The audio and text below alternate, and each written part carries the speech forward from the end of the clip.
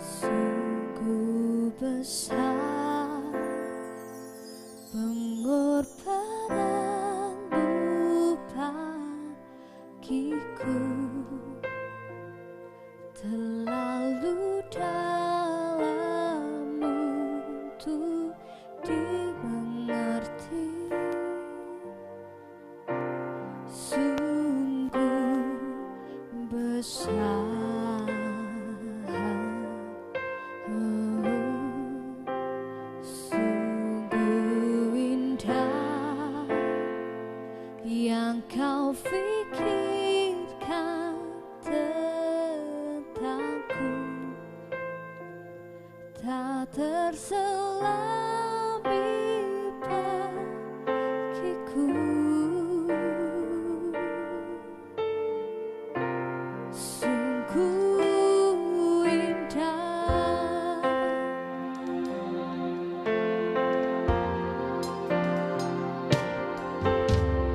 kemanakah aku dapat pergi, menjauhi rohmu yang suci sahabat.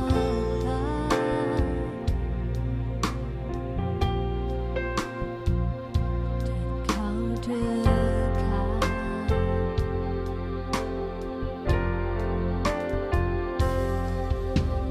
bahkan seluruh pengabdianku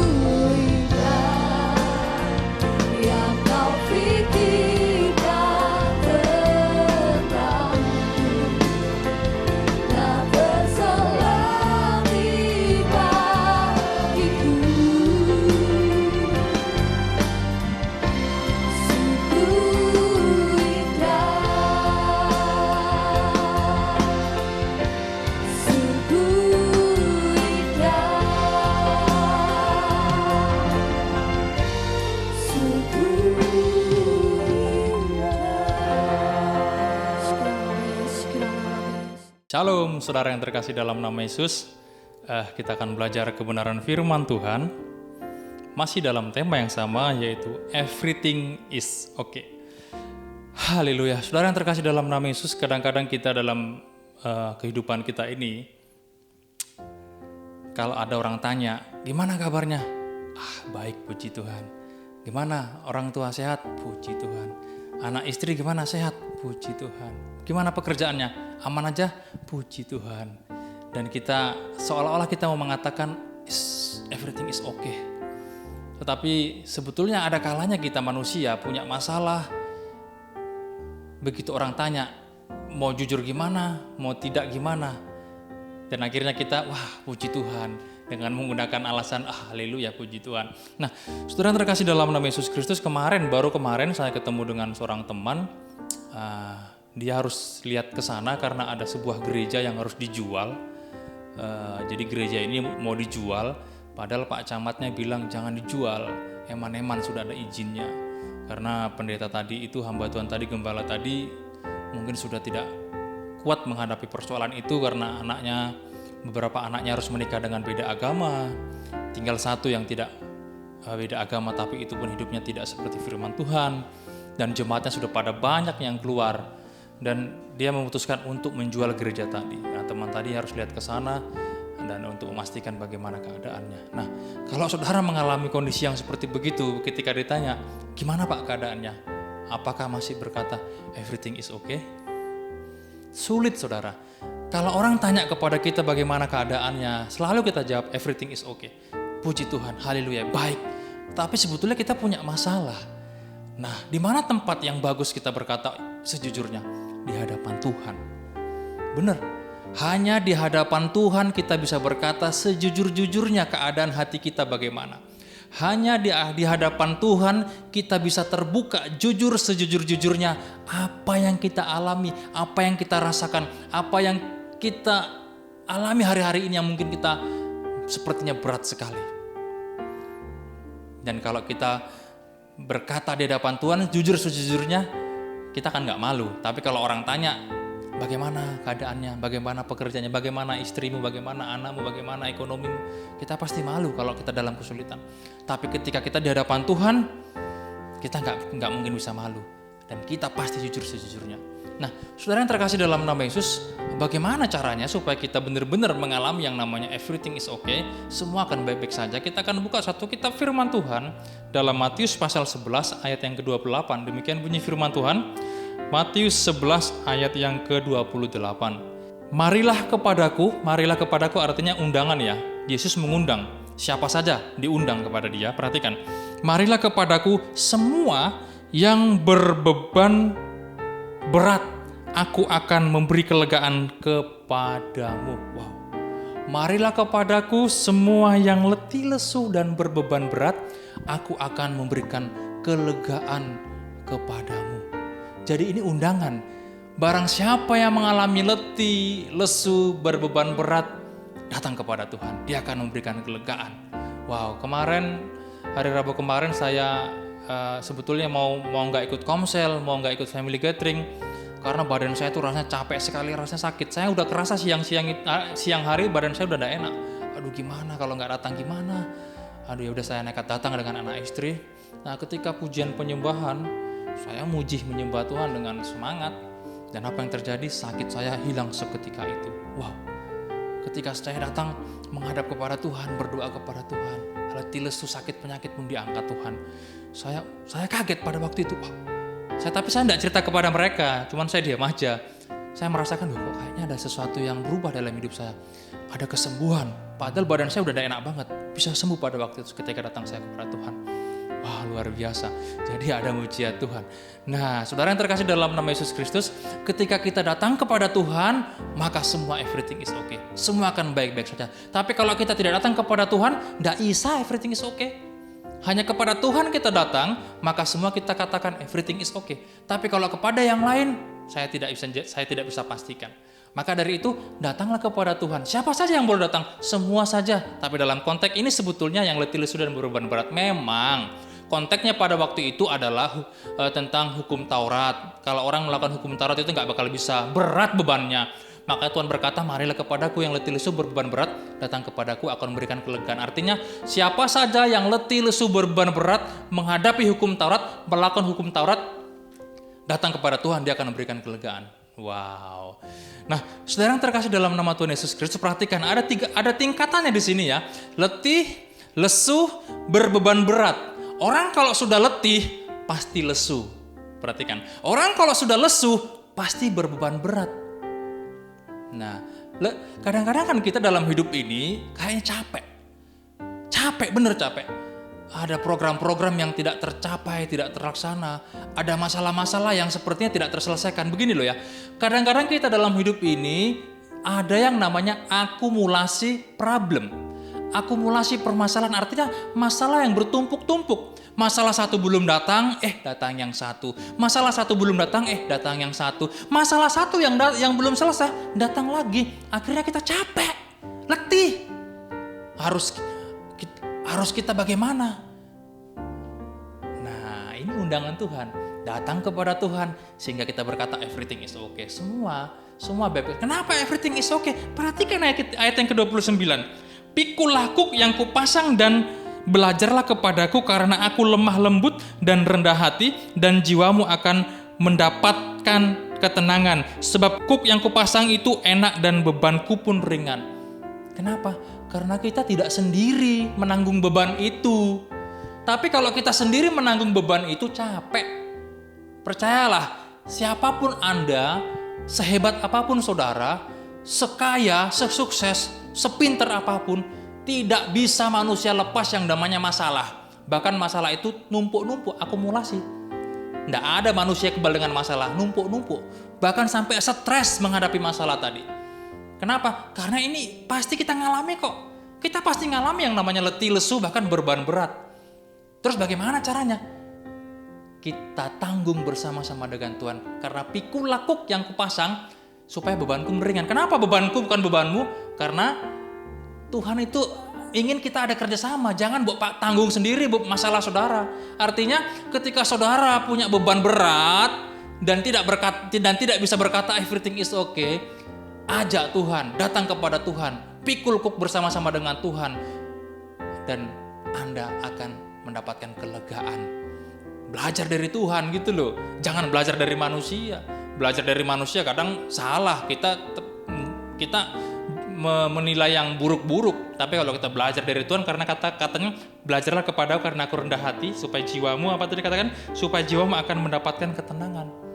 Hanya kepada Tuhan kita mendapat ketenangan. Jiwa kita bisa tenang hanya kepada Tuhan.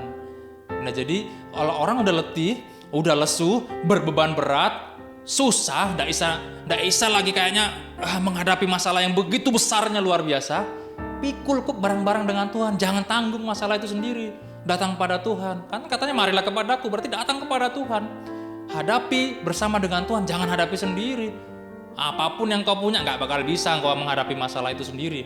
Tapi kalau engkau hadapi bersama dengan Tuhan, engkau akan bisa berkata everything is okay. Karena Anda berjalan bersama dengan Tuhan. Karena kuk yang dipasang itu Anda gandeng dengan Tuhan. Jadi semuanya baik-baik saja. Oke? Tuhan Yesus memberkati.